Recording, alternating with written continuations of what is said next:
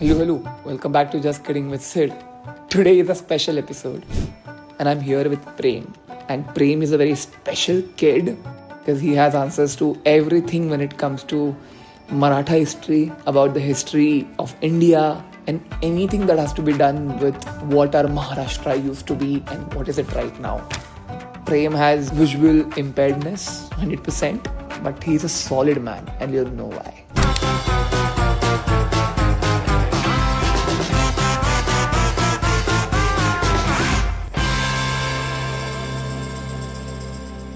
Prem, would you like to introduce yourself? खाली बसून. माझं नाव प्रेम वसंत आरदे. मी इयत्ता 7वीत शिकतो. Take us through your journey, म्हणजे लहानपणापासून कशी तुझं बालपण कसं होतं, कुठे होतं? म्हणजे बालपण माझं 2च ठिकाणी गेलं. एक म्हणजे तुळापूर आणि एक म्हणजे वेल्लारी. हां. आई वडील? आई वडील शेती करतात. आणि कोण भाऊ बहीण? भाऊ बहीण शिकतात. बहीण 6वीला आहे आणि भाऊ 2री. त्यातला कुणाला व्हिज्युअल इम्पेअर्डनेस आहे की तुलाच आहे? मला तुला आहे. तुझ्यासाठी जग कसं आहे? माझ्यासाठी अगदी जग निराळं. कारण की जो आधीचा जो भारत होता त्याचा आणि आत्ताचा जर अभ्यास केला तर खूप निराळं. तुझं डायरेक्ट शिवाजी महाराजांचीच कनेक्शन आहे ना? म्हणजे तू कुठला पण मी तुला प्रश्न विचारला मग तू शिवाजी महाराजांकडे जाशील, त्यांच्या स्टोरीकडे. एवढं स्ट्रॉंग तुझं कनेक्शन शिवाजी महाराजांबरोबर काय आहे? ते कनेक्शन पुरंदरच्या तहापासून. तू कधी शिवाजी महाराजांना बघितलं नाही आहेस, त्यांची प्रतिमा तुझ्या डोक्यामध्ये काय आहे? त्यांच्या अंगावर एक भरभरीत अंगरखा, कुर्ता, डोक्याला जिरेटोप, कानात कुंडल, गळ्यात कवड्यांच्या माळा, कपाळाला शिवगंध, कमरेला तलवार आणि पाठीला ढाल. हे तुला कोणी वर्णन सांगितलं? कारण हे एक्झॅक्टली तसं आहे. हे तू इमॅजिन केलं की तू ऐकलंयस? काही वर्णन मी इमॅजिन केले आणि काही ऐकलेत. जर आत्ताच्या समाजामध्ये शिवाजी महाराजांचे कुठले तरी 3 प्रिन्सिपल्स आपल्याला अप्लाय करायचे असतील तर ते काय असतील? शिवाजी महाराजांचे जर 3 नियम जर इथे अप्लाय करायचे असेल, महाराजांचा पहिला नियम होता की कोणत्याही जातीवर समाजावर अन्याय होऊ नये. दुसरा नियम, एखाद्याने अन्याय केला त्याला शिक्षा झाली पाहिजे. आणि गुरूंचा जो कोणी उपमर्द करेल, धर्मगुरूंचा जो कोणी उपमर्द करेल त्यांना शिक्षा होणार. आणि तिसरा, महाराजांनी जे ग्रंथ होते ज्यांच्यामुळे द्वेष पसरू शकत होता त्यांचा उपमर्द सरक केला. कारण की असे काही ग्रंथ लिहिले होते जे ऋषीमुनींनी जे धर्मग्रंथ काढले त्याच्यातून काही मुद्दे कल्पनेचे लिहिले, त्यामुळे सगळं दूषित झालं. महाराजांनी अशा ग्रंथांना स्थारा दिला नाही, अशा ग्रंथांना त्यांनी विरोध केला. महाराज एक आगळे वेगळेच पुरुष. सगळ्यात मोठा फरक काय होता संभाजी महाराजांमध्ये आणि शिवाजी महाराजांमध्ये? त्यांच्यामध्ये फरक साध्य करता येत नाही. फक्त एवढं होतं की शंभूराजांच्या काळात थोडासा खर्च होता आणि महाराजांच्या काळात कोणी आवाज उठवायला तयार नव्हतं. शंभूराजांचा काळ खडतर होता. म्हणजे एक खट्टी जर 24 जर फितूर होत असतील तर तो का कसा खडतर? तरी फितुऱ्या थांबल्या नाही आणि संभाजी महाराज 1 फेब्रुवारी रोजी पकडले गेले. 40 दिवस त्यांच्यावर अत्याचार केला आणि 41व्या दिवशी 11 मार्च 1689 म्हणजे फाल्गुनी अमावस्या या रोजी एक चंद्र आपल्याला सोडून गेला. पण महाराजांचा यामागे एक विचार होता, जरी आपण गेलो तरी आपले मावळे बादशहाला काय स्वस्त बसून देणार नाही. यामुळे महाराजांनी हा खेळ खेळला होता. ते शंभूराजांपासल्याच्या पारेकऱ्यांनाही कळलं नाही. एवढ्या मोठ्या मुत्सद्दी पण त्यांना काहीही कळलं नाही. महाराजांनी कवी कलशांना आपल्या सोबत घेतलं. खानाने कवी कलशांवर एकदम आसुडाचा जोरदार फटका मारला होता. तेव्हा महाराज त्याच्यावर कराडले होते. मुकर्रब खान पाठीमागं फिरला. त्यावेळी खान निघून गेला. महाराजांची आणि कवी कलशांची चर्चा. कविराज, या महाराष्ट्राच्या मातीत आम्हाला वनवा पेटवायचा आहे. कविराजांनी विचारलं, काय? होय, त्या वनव्यात औरंगजेब तरफडून मेला पाहिजे, की जरी आम्हाला त्याने छळून मारले, ज्या क्रूरतेने तो मारणार आहे हे मावळ्यांना कळणारच आहे. आणि त्यांना माहीत होतं मावळे, रयत, मायबाप आपल्यावर प्रेम करतात. ते आपल्यावरच्या प्रेमापोटी आपण केल्याचा राग नक्कीच त्यांच्या मनात राहील आणि तो कायम राहील. आणि याच बेताने महाराज सर्व शोषत होते. महाराजांच्या जर डोक्यात आले असते तर त्यांनी ही 5 लाखाची छावणी कापून एकट्याने काढली असती. पण महाराजांचा मात्र कयास वेगळा. तो मोगलांना कधीच कळाला नाही. औरंगजेबाचा वजीर तो महाराजांपुढे झुकला. औरंगजेबा समोर म्हणाला की आम्ही असा रयतेचा राजा कधीच बघितला नाही, जो आपल्या रयतेसाठी सर्व काही सोसायला तयार आहे. औरंगजेब म्हणाला, माझ्यासमोर त्याची तारीफ करू नको. हाऊ डेअर त्या वजिराला वाईट वाटलं. त्याच्यानंतर त्यानं तो विषय सोडला, कारण की त्याला माहिती होतं औरंगजेबाने केलेले घातपात, त्याची क्रूरता. असे खूप लोक बोलतात की जर आज शिवाजी महाराज असते तर ते हिंदू मुस्लिम हे जे दंगे ते झाले नसते. का? शिवाजी महाराजांच्या काळातलं राज्य वेगळं, त्यांच्या नंतरचं राज्य वेगळं, त्यांच्या आधीचं राज्य वेगळं. प्रथमतः त्यांच्या आधीच्या राज्यात अत्याचार होता, पण दंगे फारसे कमी होत होते. पण नंतर पूर्ण हद झाली. मग धर्मात भेद वाढले. महाराजांनी ते सर्व व्यवस्थितपणे पार पाडले, सर्व निस्तारले. पण पुन्हा पेशव्यांचा पराभव झाल्यामुळे ब्रिटिश आले. बाबासाहेब आंबेडकर जे जन्माला आले, त्यांच्या वाट्याला ज्या यातना आल्या, तो त्रास आला, त्यांनी तो सोसला आणि भारताला संविधान दिलं. हे सर्व घडलं नसतं. संविधान मिळालं असतं पण एवढा त्रास नसता झाला. का? आपली जी स्वकीय सत्ता नव्हती. आणि इंग्रजांच्या काळात त्यांचा असा नियम होता, जे राज्य आपण जिंकत नाही, जे जिंकू शकत नाही, त्याला त्याच्याच लोकांच्या हातून निस्तनाबूत करून टाकणे. आणि याचाच शिकार ही मराठाशाही बनली. आणि त्याच्यानंतर आपली स्वकीय सत्ता नाहीशी झाली. इंग्रजांचा धुमाकूळ मात्र भारत देशात वाढतच गेली. आणि जेव्हा गोपाल पाठा नावाचे एक व्यक्ती आहे, गोपाल पाठा ते खूप चांगले होते, पण थोडेसे मतभेद होते गांधीजींशी. कारण की काय आलं होतं, गुजरातमधले जे मुस्लिम होते, काय आलं, तिथे दंगे झाले होते हिंदू मुस्लिम. अनेक मुस्लिम कापले गेले. हिंदूंनी शस्त्र उचलत नव्हते लवकर. मग त्यांना चीड आली. मग त्यांनी आपले 22-23 जण घेऊन हल्ला केला. गांधीजी म्हणाले की अहिंसेने काम करा. ते म्हणाले की भगवद्गीतेत सांगितलंय की जो अत्याचार करणारा तो पापी असतोच, पण त्याच्या विरुद्ध आवाजही उठवला पाहिजे.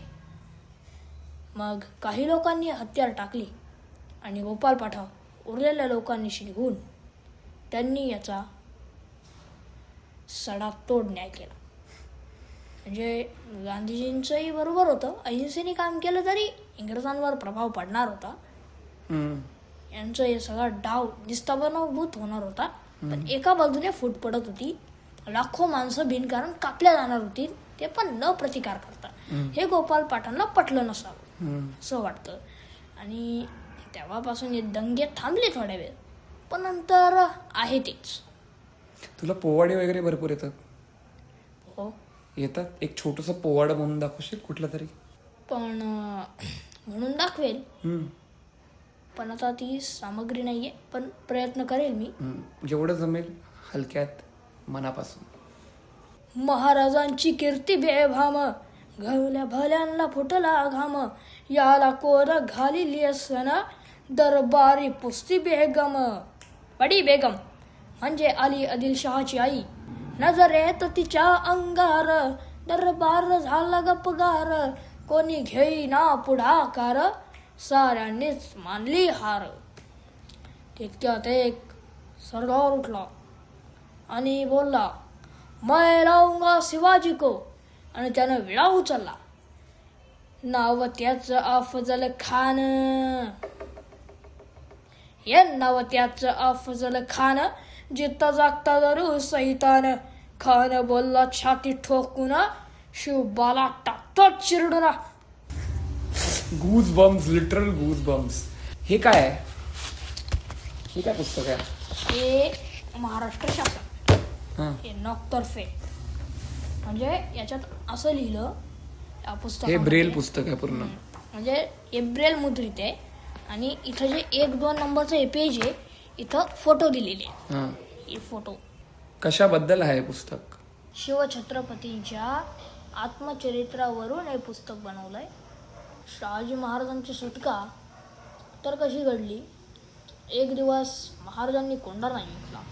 ही बातमी नेमकी विजापुरात पसरली. आदिलशहाला ही धक्कादायक वाटली, पण त्याच्यापेक्षा ही धक्कादायक वाटलं की सुभान मंगळचा किल्ला काबीज केला आणि मियाँ अमीन या नवाबाला त्याने ठार केले. आदिलशहा भयंकर संतापला. त्याला काय करेना, काय करू असं होत होतं. आणि तो त्यात अर्धांगवायूनी आजारी होता. तसा तो चतुरही होता, पण धूर्त होता. त्याने अनेक वेळा विचार केला. त्याची पत्नी बेगम आणि बाजीराजे बंबाजी भोसले मुस्तफा खान आणि अफजल खान मोहम्मदी यांच्यातर्फे जो उपाय निघाला, शहाजीराजांना कैद करण्यात. शहाजीराजांसोबत गोड गोड बोलून त्यांना फसवून त्यांनी त्यांना कैद केलं, तुरुंगात ठेवलं. आणि अचानक खबर आली की मुस्तफा खान गेला. त्याचा 13वा होणार होता. 13व्याच्या नंतर दुसऱ्याच दिवशी शहाजीराजांचं मस्तक कापण्यात येणार होतं. मात्र आता महाराजांना चिंता पडली. त्यांनी दक्षिणेचा सुभेदार मुराद बक्ष याची मदत घेतली. हा मुराद बक्ष कोण? मला नाही माहित. औरंगजेबाचा भाऊ. ओके. औरंगजेबाला भाऊ अनेक होते, त्याच्यातली ही काही नावं: मुराद बक्ष, दाराशकोप, तारा, सुजात आणि औरंगजेब असे. आणि शहाजहानतर्फे एक पत्र आलं. शहाजीराजांना बेइज्जत रिहा करा, नाहीतर आम्ही आमची मुघल सेना घेऊन तुमच्या आदिलशाहीवर चाल करू. आदिलशहाला हे भयानक संकट वाटलं. एकीकडे सरदारांचं मन, एकीकडे मुघलांशी सामना. अशा परिस्थितीत आदिलशहा मोठ्या काळजीत पडला. शेवटी त्याला एक उपाय सापडलाच: शहाजी राजांना सुखरूप सोडणे. त्याने ते सोडून दिले. शहाजी राजांची सुटका 49 मध्ये झाली. ते 48 मध्ये कैदेतच होते. आणि सुटका झाल्यानंतर 50 आणि 51 हे 2 वर्ष त्यांना विजापुरातच स्थायिक करून घेतले. हे मुद्दा. आणि शिवरायांनाही एक काम सोपं झालं होतं, आपली शिबंदी वाढवण्यासाठी.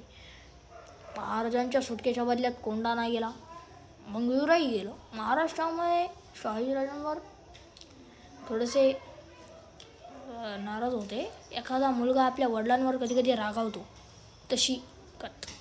आणि पंतांपाशी येऊन म्हणाले, शहाण्यातल्या शहाण्यांनी आम्हाला ओळखू नये. जाऊ द्या, आम्हाला दुसऱ्या कोणी नसते ओळखले तर ते चालले असते, पण ज्यांना लोक शहाण्यातले शहाणे मानतात त्यांनी आम्हाला ओळखू नये. सोनोपंत महाराजांवर रागावले. त्यांचे वत्सल डोळे महाराजांवर रोखले गेले आणि ते म्हणाले, राजे, हे काय करत आहात?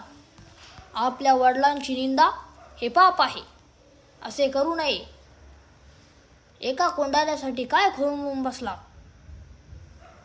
मान्य आहे, आम्ही मान्य करतो की महाराजांची चूक झाली. त्यांनी शत्रूवर भरोसा ठेवला. तुम्ही जिंका राजे, तुम्ही जिंका. तुमच्यासाठी ही सगळी पृथ्वी आहे. काय ते एका कोंडाण्याचं घेऊन बसलाय? आणि राजे म्हणाले, पंत, तुम्ही खरे बोलत आहात. आजपासून मला दुष्टांचा नाश करणारा म्हणूनच ओळखले गेलं पाहिजे. त्या विजापूरकरांनी माझ्या वडिलांचा अपमान केला, त्याचा मी सूड घेईनच. महाराजांनी हसतमुखाने कोंढाणा देऊन टाकला. तो देऊन टाकला, परत जिंकू याच्या जोरावर, ह्याच जोरावर. अशा तर्फे शहाजी महाराजांची सुटका झाली आणि 1664 महाराजांनी शहाजीराजांचा भाऊबंद बाजी घोरपडेच्या डोक्यात तलवार घालून त्याचा डायरेक्ट खून करून टाकला. कारण की जेव्हा शहाजी महाराजांचा खून झाला तरी त्याला काही वाटलं नाही. त्यांचं जो अपघाती निधन झालं तरी त्याला त्याचं काहीच नाही. तो उलट स्वराज्यावर चालून यायला निघाला. आणि सोबत व्यंकोजीराजे भोसले म्हणजे शहाजीराजांचे पुत्र आणि इतरही काही स्वकीय. महाराजांना ही गोष्ट आवडली नाही. महाराजांनी सरळ त्याच्या वाड्यावर छापा घालून तिथे काही लुटमार न करता युद्ध करून बाजी घोरपड्याचे 4 गुन्हे सांगून चौथा गुन्हा सांगताना महाराजांनी त्याच्यावर अचानक आघात केला आणि बाजी घोरपडे ठार झाला. म्हणजे शहाजीराजे ज्या बाजी घोरपडे करता कष्ट करत होते तो बाजी घोरपडे आपल्या वतनाला चिकटून बसला होता की त्याला आपल्यासाठी झिजणारा भाऊही कळत नव्हता. त्यांचा चुलत भाऊ मंबाजीराजे भोसले त्यांना तर अफजल खानाचा लढाईत चेमसदनी पोचवलं. कारण की तेही तसेच आधी बरे होते पण विजापुरात गेल्यापासून ते थोडे बदललेच. त्यांना ही राजनीती काही ठाऊक नव्हती. काही सरदारांच्या संगतीने त्या पूर्ण बदलून गेले. असं होतं शहाजी महाराजांचं जीवन. त्यांच्याच विरोधात त्यांचेच नातलग. तुला काय वाटतं आपल्या देशामध्ये लोकशाही आहे?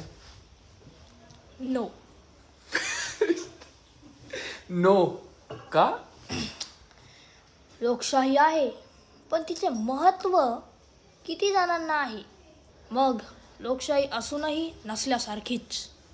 जर लोकशाहीचे महत्त्व पटत असते तर आत्तापर्यंत सगळा भारत शांत असता. हे दंगे हे घडलेच नसते. त्यामुळे लोकशाही असूनही नसल्यासारखीच. तुला वाटतं आपल्या देशामध्ये भरपूर करप्शन होतं आणि त्या करप्शनचं सोल्युशन काय? करप्शनचं सोल्युशन एकच. महाराजांचे नियम पाळा थांबेल. काय नियम? महाराजांनी कोणत्याही कबरीला हात लावला नाही.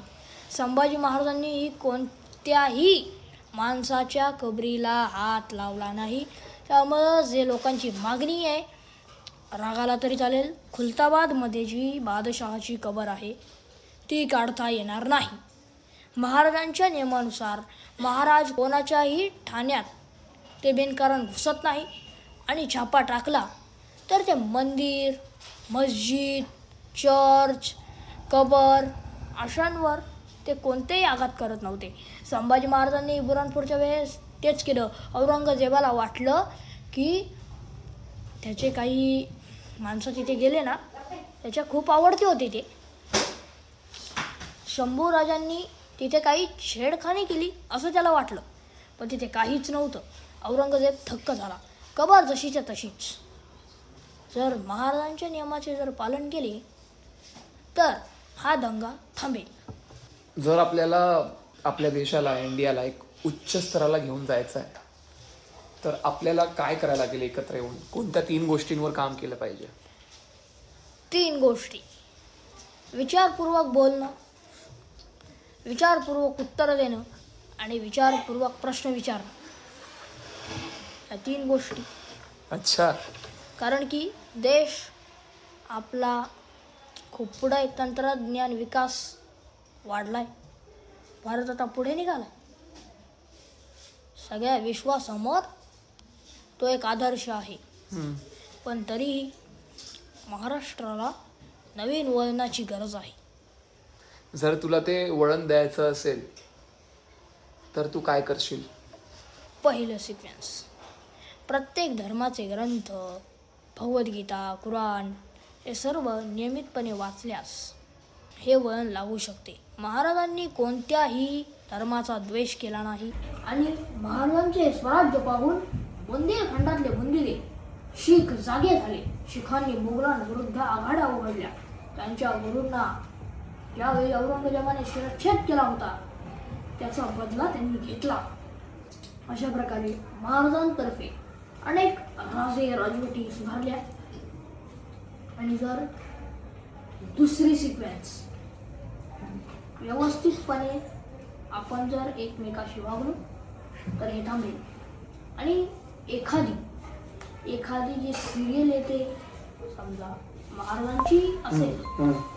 आणि जर आपल्याला असं वाटत असेल हिच्या धर्माचा उमर्द आहे, तर प्रत्येक शब्द व्यवस्थित ऐकून त्याचा अर्थ काढावा, अर्थाचा विपर्यास करू नये. विपर्यास मला माहित नाही पण ऐक. विपर्यास नाही, मग विपर्यास. थोडं माझी मराठी तुझ्यापेक्षा बेटर नाही आहे, त्यामुळे हा प्रॉब्लेम. एवढी चांगली मराठी तू कुठून शिकलास? शिकलो. प्रथमतः मराठीचे जे आपले 50 असतात त्यामधून जे शब्द तयार होतात हां. त्याच्यातून या मराठी भाषेची रचना झाली आणि त्याच्या पुढे पुढे ही भाषा समृद्ध होत गेली. त्याच्या पद्धतीने आपण ही भाषा बोलतो. मराठीमध्ये क्वालिटी हा इंग्लिश शब्द, त्याचा खरा अर्थ जर एखाद्याला विचारला ते कळणार नाही. क्वालिटी म्हणजे गुणवत्ता. एक चांगल्या क्वालिटीचं कापड दाखवा, म्हणजे चांगल्या प्रतीचं, चांगल्या गुणवत्तेचं, म्हणजे ते टिकाऊ, असा याचा अर्थ. आपण मराठीमध्ये बरेच इंग्लिश शब्द वापरतो. आता वापरला तुम्ही बेटर, मराठीत छान असाही आहे. असे आपण वेगवेगळे भाषांचे शब्द मराठीत वापरतो. काही शब्द असे असतात जे दुसऱ्या भाषेशी मैत्री करतात. आणि ती मैत्री झाली दिली पाहिजे. ती घडत असते बोलण्यात. आता तू आता एक समजा हां हिंदीतून आपण ग्लास हा उच्चार करतो, तो शब्द कोणता आहे? इंग्लिश. मराठीतूनही आपण ग्लास हा उच्चार करतो, तो शब्द कोणता आहे? इंग्लिश. मग इंग्लिश या शब्दाने हिंदी आणि मराठी या 2 भाषांशी मैत्री केली. अजून कितीही भाषांशी मैत्री केली, पण आत्ता आम्हाला या 2 भाषा माहीत आहेत. आता आजकाल ते माहिती ते खूप हे चाललंय न्यूजमध्ये की तू मुंबईमध्ये आहेस तर मराठीमध्ये बोल, मग जर नाही बोललं त्यांच्यावर अत्याचार होतात, काय मारतात बिरतात, शिव्या घालतात. त्याच्यावर तुझं काय म्हणणं आहे? ती चूक आहे. कारण की कोणाच्याही भाषेचा, कोणाचाही कधीही अपमान करू नये आणि अशांना महाराज दंडित करतीलच. कारण की महाराजांच्या प्रशासनात ते बसत नव्हते. आणि बाबा याकूब, हे माहीत असतील, बाबा याकूब हे महाराजांना आपल्या गुरुस्थानी होते. काजी हैदर हा एक इस्लामीस आहे. महाराजांनी त्यांच्या पदरी ठेवून घेतला. शेनवी अशा अनेक जाती जमात घेतली. आणि महाराजांचा हेतू एवढा नव्हता की शत्रूला फितुरी माजवता येऊ नये, हाच नव्हता. तर महाराजांचा हेतू होता आपलं राज्य समतेचं आहे, रयतेचं आहे. हे राज्य राखण्यासाठी सहिष्णुतेची गरज आहे. म्हणजे सहिष्णुता, सर्व धर्म समभाव. जर एखाद्या धर्माचा जर द्वेष केला तर ते परिणाम आपल्या संपूर्ण हिंदवी स्वराज्याला भोगावे लागू शकतात. हे महाराजांना ठाऊक होते. हे आजपर्यंत कोणाला कळले नाही. महाराजांचे हे जे 2 नियम आहेत, संध्याकाळी एकदा गडाचे दरवाजे बंद झाले तर ते स्वतः छत्रपती शिवाजी महाराज जरी असले तरी ते दरवाजे उघडले जात नसत. कारण की महाराजांचा नियम होता. एकदा एका मावळ्यांनी विचारलं होतं की तुम्ही का आला नाही? तर म्हणे आम्ही जसे इतरांना नियम लागू केले आहेत तसे आम्हालाही नियम आहे. जरी शिवाजी जरी गडावर आला तरीही दरवाजे उघडले जाऊ नये. नियमाचे उल्लंघन महाराजांनी कधीच केले नाही. सकाळी उघडल्यानंतर ते संध्याकाळी बंद व्हायचे, हा महाराजांचा पहिला नियम होता. महाराज उठल्यानंतर आई तुळजाईचे स्मरण करी आणि मग आपले ते सगळे काम करतो. महाराजांनी अखेरच्या वेळेस श्रींचे नामस्मरण केले आणि महाराजांनी विविध मुद्रा धारण करून, भस्मलेपन करून आपला देह ठेवला. तू कसं मोटिवेट करशील? काय एक्झॅक्टली तू बोलशील त्यांना, युथला मोटिवेट करायला? युथला मोटिवेट करायला समजा जर त्यांना चांगल्या गोष्टीकडे वळवायचं आहे तर आपण जी शिवजयंती करतो त्यामध्ये जर सगळं युथ सहभागी जर झाले तर माझं मत आहे शिवचरित्र पारायण घ्यावं. त्याच्यातून जी शिकवण मिळेल मला तरी वाटते त्याच्यातून बरेच जण चांगल्या मार्गाला लागतील. तू भगवद्गीता वाचली? नो. तुला त्याचा अध्याय त्यातलं मिनिंग माहित आहे? एकच मिनिंग माहिती. काय भगवद्गीताचा अल्टिमेट मिनिंग? भगवद्गीतेमध्ये सांगितलेलं एक चरण जे कृष्णांनी अर्जुनाला सांगितलं होतं. अरे अर्जुना, जो पाप करतो तो तर पापीच, म्हणजे समजा अत्याचार असेल, पण जो सहन करतो तो त्याच्यापेक्षा पापी असतो असं भगवद्गीतेत सांगितलंय. आधी भगवद्गीता संस्कृत होती, नंतर ज्ञानेश्वरांनी ती सगळी भगवद्गीता मराठीतून लिहून काढली. नाहीतर आधी भगवद्गीता होती संस्कृत. आता मला सांग, तुला जग दिसत नसतानाही तुझ्या आत असं जग आहे ज्याच्यामुळे आम्हाला खरं जग कळतं. मग ह्याबद्दल तुझं काय म्हणणं आहे? आतमध्ये जग असो वा नसो, पण आतमध्ये एक शक्ती पाहिजे. प्रथमतः आपल्याला कोणत्या रीतीने प्रश्न विचारेल याचा आधी नीट अंदाज बांधायला हवा. आणि दुसरं, त्या प्रश्नाचं उत्तर कोणत्या आणि कशा शब्दात द्यायचं हे देखील पाहायला हवं. आणि यापैकी एकाही याच्यात जर चुकामुकी झाली तर मग मात्र अनर्थ होईल.